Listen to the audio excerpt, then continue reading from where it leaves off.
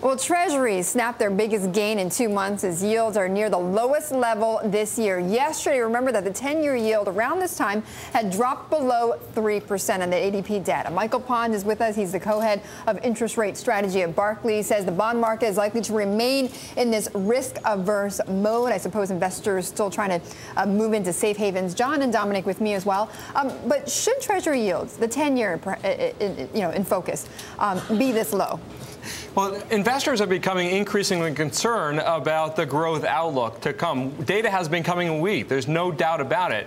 We think that the slowdown is temporary, caused by things like supply disruptions because of the earthquake in Japan, weather. We had a very harsh winter followed by floods and droughts all around the country, and consumers were hit by high gasoline prices. So we think those are all temporary factors and that the second half will be stronger. But right now, the data is coming weak, and that's what the market is reacting to. So the drop in yields has been appropriate given the data that we've seen. So, Michael, let's throw out some numbers. You do think that the yields on both the 10-year and the 30-year are going up? We expect that to happen because we expect economic data to turn.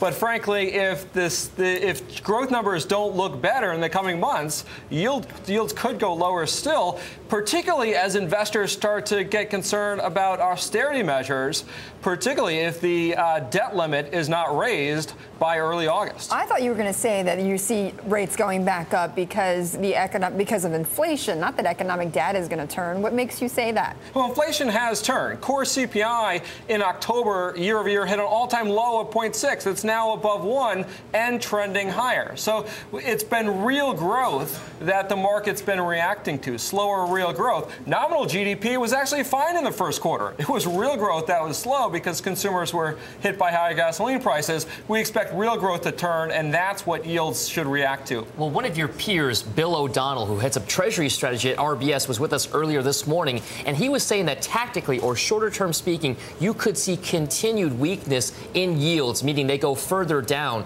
At what point do you think that they become a bottoming out? We saw 2.33% earlier, late last year, earlier this year.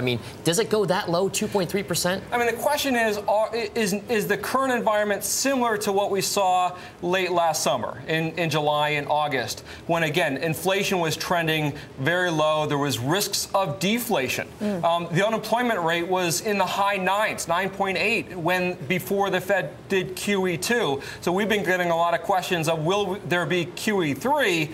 We think this is a very different economic environment. We're still in about trend growth. What we want is above trend growth. How would you yesterday we had a stock strategist, Brian Belsky, on. He would be very bearish on the markets if you saw something like QE3, but he said he wouldn't be selling stocks before there was a QE3 related rally, and then he would sell. How would it play out in the bond market, do you think? Well, in the near term, part of the rally in the Treasury market is because investors are concerned about what happens at the end of QE2. Again, QE2, going into it, was a risk-on trade. That meant going into risk assets, selling treasuries. So if QE2 is ending, what we're seeing is investors reverse those risk-on trades, coming back into the treasury market. Now, Betty, guys, we remember it's 2 weeks from being done. QE2 is just a couple weeks away, right? Right. It's well known in the market. It's not going to be a surprise. So we don't expect a big market reaction when it comes to an end. And as far as who will buy treasuries, obviously with rates rallying, there have been a significant amount of buyers. So we're not concerned about that, though we do think yields will head higher as the economic data turns to the upside.